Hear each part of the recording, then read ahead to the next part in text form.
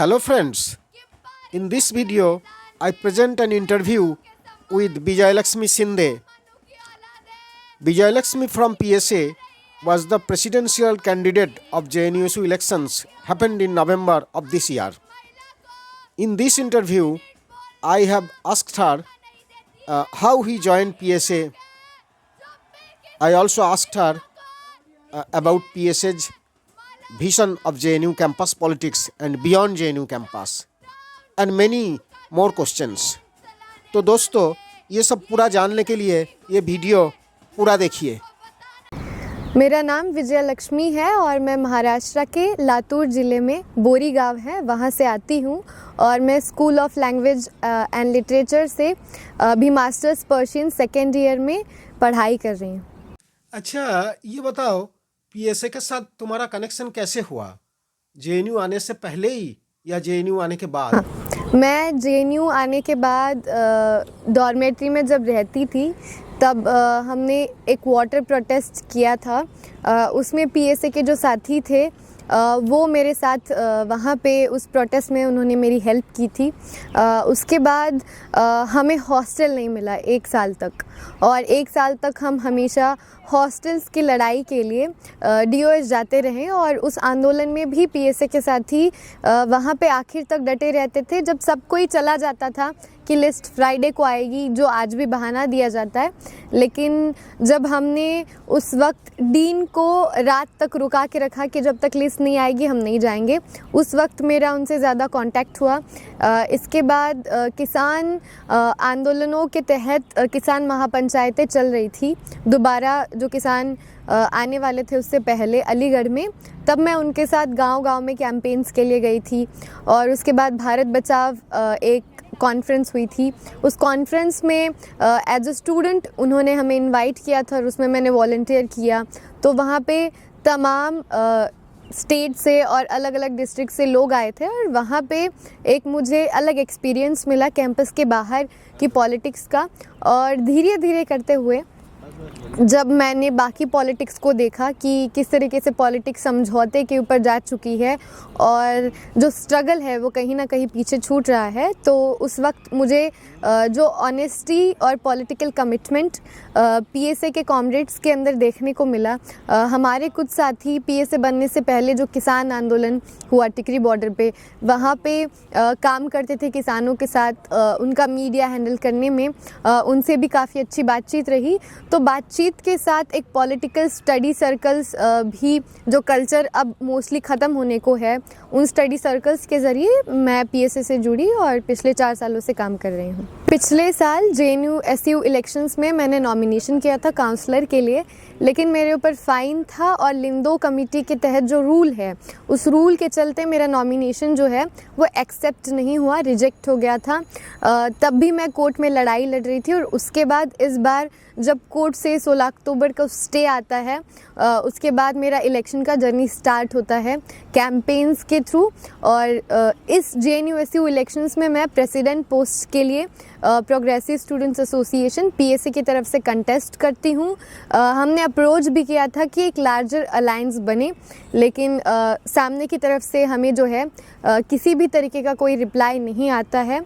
तो आखिर में हम लोग जो है पीएसए की तरफ से प्रेसिडेंशियल कैंडिडेट के तौर पे इस चुनाव में उतरते हैं और इस चुनाव में मुझे 1276 वोट इंडिपेंडेंटली मिले हैं. हम एक ऐसा इकलौता स्टूडेंट ऑर्गेनाइजेशन है जिसको बिना किसी बहुत संसाधनों के, मतलब बहुत कम रिसोर्सेस में, जहाँ पे हमारे पास बहुत ही लिमिटेड रिसोर्सेस थे, हमारे पास पर्चों के लिए बहुत पैसा कहीं फंड्स नहीं आता है, हम स्टूडेंट से ही कलेक्ट करते हैं और कैंपेन्स के ज़रिए, डिबेट के ज़रिए, स्पीच के ज़रिए और 4 सालों से जो मेहनत और कमिटमेंट के साथ हम स्टूडेंट्स के बीच में काम कर रहे हैं, उसके तहत ये 1276 वोट हमें मिले. अच्छा विजयलक्ष्मी ये बताओ, you are a new face in JNU student politics, फिर भी प्रेसिडेंशियल पोस्ट के लिए इस बार यू गॉट 1276 वोट. तुम्हें क्या लग रहा है कि इतने सारे स्टूडेंट्स क्यों वोट दिया तुम्हें? तुम्हारा ऑब्जर्वेशन क्या है, इसमें कुछ शेयर कीजिए. पहली बात तो ये थी कि जेएनयू की पॉलिटिक्स पिछले 10 सालों में बहुत ख़राब हो चुकी है। अगर देखा जाए तो यहाँ का पॉलिटिकल कल्चर ऑलमोस्ट डिक्लाइन पे है। आज स्टूडेंट्स हॉस्टल्स को लेके परेशान हैं, उनको एमसीएम और फेलोशिप्स टाइम पे नहीं मिल रही हैं, उनको बार बार एडमिनिस्ट्रेशन जाना पड़ता है। आप देखिए रिनोवेशन की स्थिति इतनी ख़राब है कि छत सिर पे गिर रही है, इसके ऊपर किसी का ध्यान नहीं। लाइब्रेरी में सिटिंग कैपेसिटी नहीं है। कैंपस में सेक्सुअल हैरेसमेंट के इंसिडेंट्स जो है वो दिन प्रतिदिन बढ़ते जा रहे हैं, लेकिन जीएस कैश को लेके भी एक कोई प्रॉपर मूवमेंट इस कैंपस में नहीं बन रहा है। इसी के साथ एक तरफ था एबीवीपी जो कंटिन्यूसली कैंपस में वायलेंस फैलाता है, उसकी सरकार इस कैंपस में 2016 से लेके अब तक कंटिन्यूसली अटैक करा रही है, चाहे वो एडिटेड वीडियो बना के जेएनयू को बदनाम करना हो, शट डाउन जेएनयू का कैंपेन चलाना हो, या आए दिन फीमेल स्टूडेंट से लेके कॉमन स्टूडेंट से लेके सबको हरैश करना हो, वो बहुत बुरी तरीके से स्टूडेंट्स को जो है प्रभाव डालता है। और आप एक और चीज़ देखिए, मुझे जो वोट्स मिले वो साइंस स्कूल से भी एक अच्छा खासा हिस्सा था जिन्होंने वोट किया। ये इसीलिए क्योंकि जो यूनियन रहा है वो हमेशा सोशल साइंस के स्कूल पे फोकस करते आ रहा है, लेकिन साइंस स्कूल जो इसी कैंपस का हिस्सा है उनकी तरफ किसी का ध्यान नहीं जाता है। और जब मैं कैंपेन करने गई थी तो उन स्टूडेंट्स ने अपने इश्यूज़ मुझे नोट डाउन करवाए, उन्होंने मुझे अपनी बहुत सी दिक्कतें बताई जो मेरे लिए भी बहुत नई थी और जिनके बारे में कोई सोच भी नहीं सकता है कि उन्हें खड़े रह के क्लासेस करनी पड़ती है, और इसके बारे में जेएनयू जैसी यूनिवर्सिटी में कोई डिस्कशन नहीं है। तो एक वो बात रही कि स्टूडेंट्स एक नई होप देख रहे थे, नई उम्मीद देख रहे थे कि कोई बदलाव करे और स्ट्रांगली बिना किसी कॉम्प्रोमाइज़ के। इसी के साथ एक इंसिडेंट आप देखिए कि इस कैंपस में एनईपी बैकडोर पॉलिसी से आता है। एनईपी के तहत यहाँ पे अब तक ऑर्डिनेंस भी नहीं आया है और दूसरा साल है एनईपी का, बिना किसी कंसल्टेशन के जेएनयूएसयू से कोई कंसल्टेशन नहीं है, स्टूडेंट से कोई कंसल्टेशन नहीं है, टीचर्स को पता नहीं एनईपी में पढ़ाना क्या है, उनके पास ट्रेनिंग नहीं है, इंटीग्रेटेड कोर्स ख़त्म हो गए और आज स्टूडेंट को 22 क्रेडिट पर सेमेस्टर कंप्लीट करने पड़ रहे हैं। ऐसे ऑप्शनल्स उन्हें फर्स्ट सेमेस्टर से 3 ऑप्शनल्स पढ़ाए जाते हैं और कंपलसरी उसमें एक फॉरेन लैंग्वेज आता है, एक इंडियन लैंग्वेज आता है, फिर एक इंडियन नॉलेज सिस्टम के नाम पे ऑनलाइन कोर्स चलाया जाता है और ये सब उनको कंपलसरी है। और जब उनका स्कोर गिना जाता है तो earlier it used to be 3 CGPA, ठीक है, मिनिमम, लेकिन अब ये क्या करते हैं 3 CGPA से ज़्यादा भी अगर आपका क्रेडिट्स आता है ऑप्शनल का मिला के, क्योंकि पहले ऑप्शनल कंपलसरी नहीं था, आप अपने चॉइस से 3 साल में कितने भी ऑप्शनल्स कभी भी ले सकते थे कि आपको 24 क्रेडिट्स कंप्लीट करने हैं। लेकिन जब आपको ऑप्शनल्स कंपलसरी है तो उस वक्त स्टूडेंट्स क्या करेंगे? एक तो 3-3 महीना हॉस्टल नहीं मिलता है, 2-2 महीना लेट एडमिशन्स होते हैं, उसके बाद अगर इतना प्रेशर स्टूडेंट के ऊपर हो, ऊपर से टीचर्स के पास एक प्रॉपर सिलेबस नहीं है, तो स्टूडेंट्स ड्रॉप आउट करेंगे। और 56 के अराउंड स्टूडेंट्स ड्रॉप आउट करते हैं एसएल में, एनईपी में, और उनका जो इशू था उसको इस कैंपस में कोई नहीं देखता है। यूनियन उसमें जो है कोई काम नहीं करता है, एसएल काउंसिल की तरफ से इसको लेके कोई संज्ञान नहीं लिया जाता है। तो पीएसए के कॉमरेड्स वहाँ पे हम लोग 20 से 22 दिन डेली जाके एडमिनिस्ट्रेशन से बात करते थे और हम जाके एडमिनिस्ट्रेशन से एक लिस्ट निकलवा के आते हैं जिसमें अराउंड 40 स्टूडेंट्स का एडमिशन सिक्योर होता है दोबारा से। तो एक चीज़ जो यूनियन को करनी चाहिए थी वो यूनियन की तरफ से नहीं हुई। इसी के साथ जीएस कैश का जो इशू है कि आज आईसीसी को लोगों ने लेजिटिमाइज़ कर लिया और वो बिना स्टूडेंट्स के कंसल्टेशन के, बिना यूजीबीएम कराए आईसीसी में जाते हैं और आईसीसी से 1 साल में कोई पॉजिटिव रिजल्ट नहीं आता है। तो एक जेंडर को लेके जो डिस्कोर्स होना चाहिए था उस डिस्कोर्स पे कोई बात नहीं हुआ, जिसके ऊपर पीएसए कंटिन्यूसली बात कर रहा है और उसके ऊपर हम काम कर रहे हैं। तो ये जो पॉलिटिकल कमिटमेंट था स्टूडेंट्स को लेके, जेएनयू के पॉलिटिकल कल्चर को लेके, डिबेट से लेके, स्टडी सर्कल से लेके, और एक और चीज़ थी कि हमने किसी का एंटी कैंपेन नहीं किया।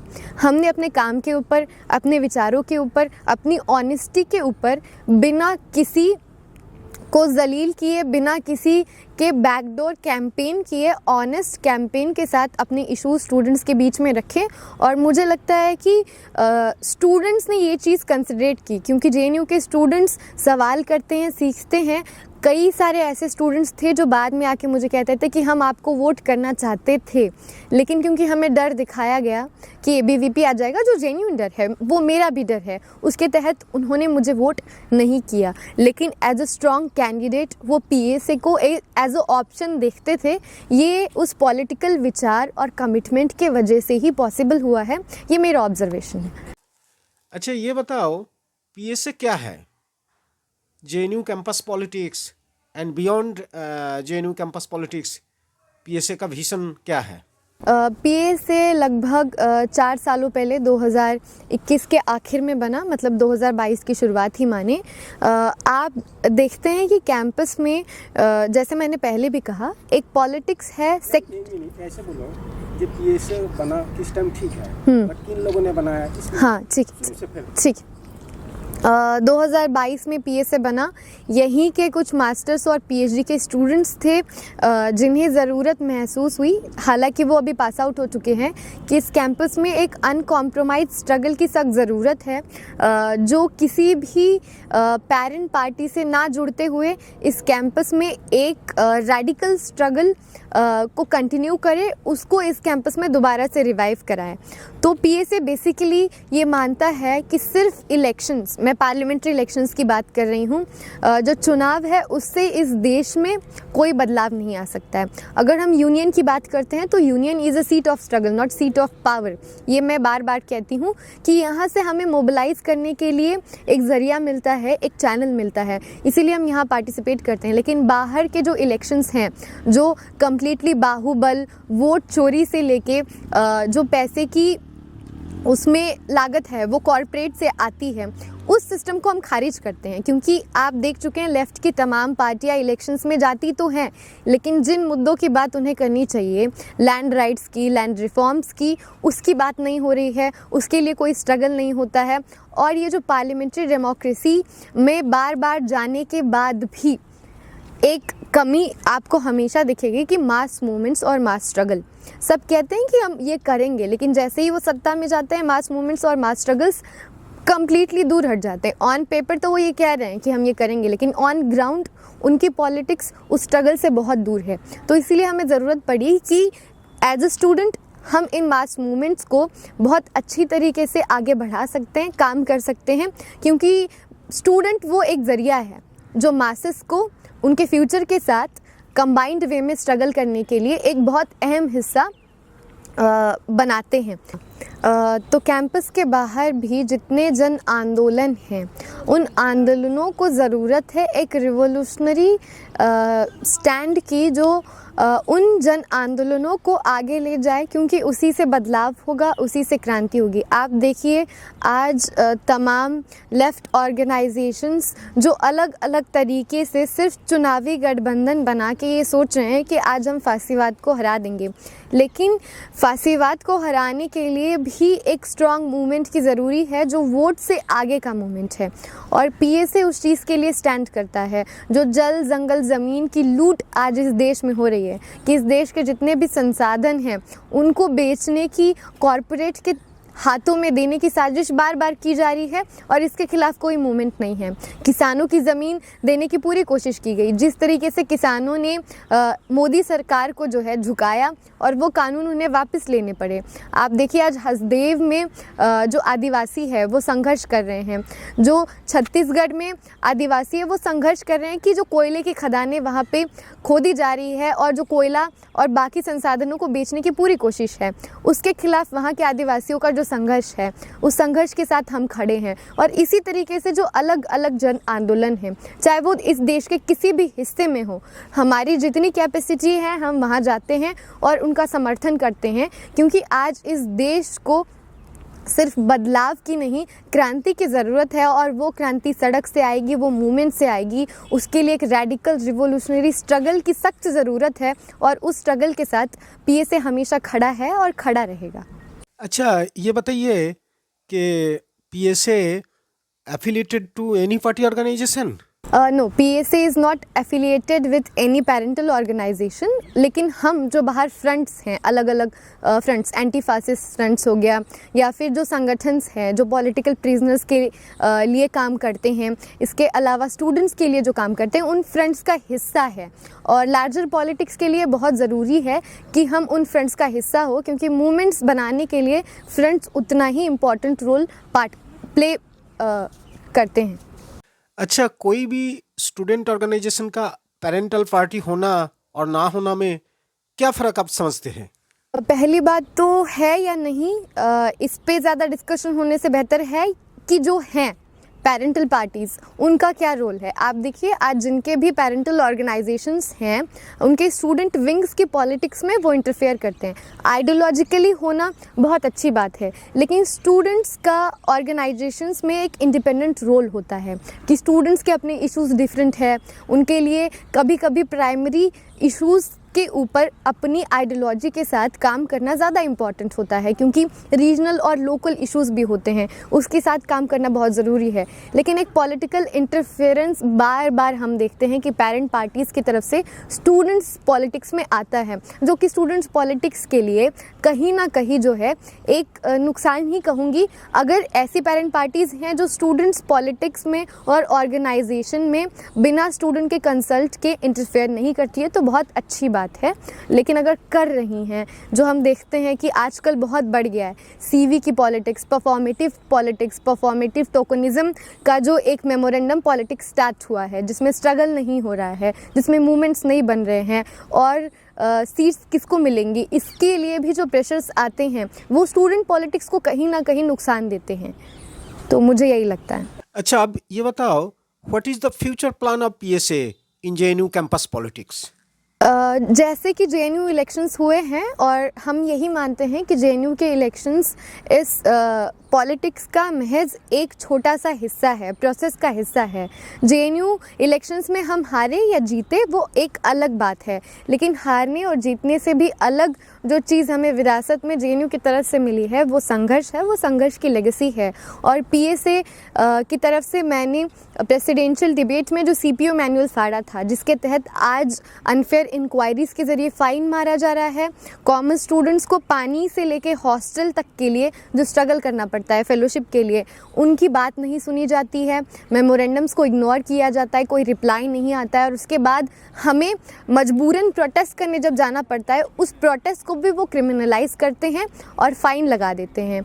आज लगभग 18 लाख से ज़्यादा का फ़ाइन CPO मैनुअल के थ्रू कैंपस में स्टूडेंट से लिया जा चुका है। और इस CPO मैनुअल का, इस कैंपस का जो पॉलिटिकल स्पेस है, उसको ख़त्म करने में बहुत बड़ी साजिश है, जो कि बिरला अंबानी रिपोर्ट में जैसे कहा गया था कि पॉलिटिक्स को जो है, स्टूडेंट पॉलिटिक्स को ख़त्म कर देना चाहिए, और NEP के तहत इस कैंपस में वो आज हो रहा है, कैंपस में लोन लिया जा रहा है। तो हमारा यही कोशिश रहेगा कि CPO मैनुअल को हम रोल बैक करवाएं। उसके लिए हमने पिछले 2 सालों में काम किया है, हमने कैंपेन किया है, बार बार इस मुद्दे को उठाया है। इसी के साथ इस कैंपस में GS कैश के मूवमेंट को और स्ट्रॉन्ग करना, कि GS कैश का जो मूवमेंट था, जो आज कहीं ना कहीं बहुत पीछे छूट गया है, उस पर एक आध टॉक कराने से GS कैश का मूवमेंट रिवाइव नहीं होगा। ज़रूरत है कि हम रेडिकली उस मूवमेंट को जो है और स्ट्रॉन्ग तरीके से चैनलाइज वे में कैंपेन्स के ज़रिए, जितने कैंपेन्स आप देखिए, सबके कैंपेन्स इलेक्शंस में तो बहुत भीड़ आती है ना, मशाल जुलूस में बहुत भीड़ आती है, लेकिन आज जो प्रोटेस्ट हो रहे हैं उसमें 10 लोग नहीं हैं। तो ये जो टोकनिज्म का पॉलिटिक्स है, उसके अगेंस्ट PSA काम करना चाहता है। GS कैश के लिए हो, जो हॉस्टल्स के रिजर्वेशन में कंटिन्यूसली धांधली हो रही है, उस धांधली के खिलाफ हो, जो साइंस स्टूडेंट्स हैं उनको लैब्स के लिए, इंस्ट्रूमेंट्स के लिए बार बार जो है इश्यूज़ को फेस करना पड़ता है। ये जो बबल क्रिएट हो चुका है साइंस स्कूल्स में और सोशल साइंस में, उस बबल को ब्रेक करने की ज़रूरत है। स्कूल ऑफ इंजीनियरिंग के स्टूडेंट्स के जो इश्यूज़ हैं, उनको कम्प्लीटली इग्नोर कर दिया गया है। तो हम PSA की तरफ से यही कोशिश करेंगे कि इस कैंपस का कोई भी स्टूडेंट सिर्फ इसीलिए ड्रॉप आउट या फिर कैंपस से बाहर जाने के लिए मजबूर ना हो कि इस कैंपस में उसके जो इश्यूज़ हैं उनको कोई सुनने वाला नहीं है, उनके साथ कोई लड़ने वाला नहीं है।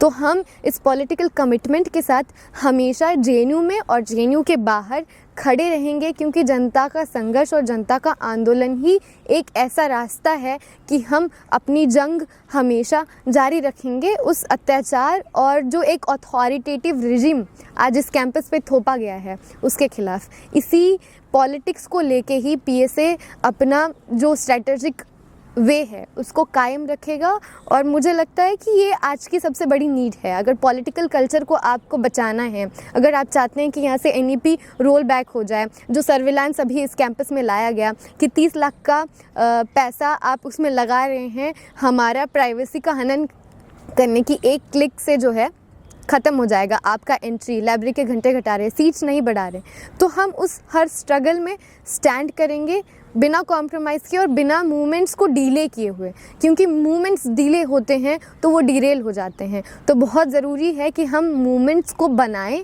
और उनको ज़िंदा रखें तब तक, भले हमारी संख्या कम हो। इस कैंपस में आज रिवोल्यूशनरी पॉलिटिक्स करने की सख्त ज़रूरत है, और लोग उसे जो है एक तरीके से बार बार एंटी कैंपेन्स के ज़रिए उसे क्रिमिनलाइज करने की कोशिश करते हैं। लेकिन आज अगर हम इस पॉलिटिक्स को ज़िंदा नहीं रखते हैं तो हम कैंपस को भी नहीं बचा पाएंगे, क्योंकि वो आज एक्टिविस्ट के ऊपर फ़ाइन लगा रहे थे, अब कॉमन स्टूडेंट्स पे आए हैं, और कल को वो आउट ऑफ बाउंड हॉस्टल वैकेट कराना और इस कैंपस से स्टूडेंट्स को जो है सस्पेंड करना, यहाँ तक जाएंगे। तो बहुत ज़रूरी है कि हम स्टैंड करें और स्टूडेंट्स के इश्यूज़ के साथ अपने पॉलिटिकल थॉट को, अपनी पॉलिटिकल आइडियोलॉजी को, क्योंकि दोनों साथ में चलेंगे। आप सिर्फ विचार की बात करेंगे और मुद्दों पे काम नहीं करेंगे तो इस कैंपस में आप इस पॉलिटिक्स को या कहीं पे भी आप सरवाइव नहीं करा पाएंगे। वो अगर पॉलिटिक्स का एग्जिस्टेंस आपको ज़िंदा रखना है और उसके लिए एक स्ट्रगल करना है, तो बहुत ज़रूरी है कि हम इश्यूज़ के साथ आइडियोलॉजी, क्योंकि हमारी आइडियोलॉजी यही कहती है कि हम एक समतामूलक समाज चाहते हैं, तो पीएसए इसी विजन के साथ इस कैंपस में काम करेगा। Thank you so much for talking with me on many issues on JNU campus politics. Hope we'll meet and talk, interact once again in the coming days. Thank you so much.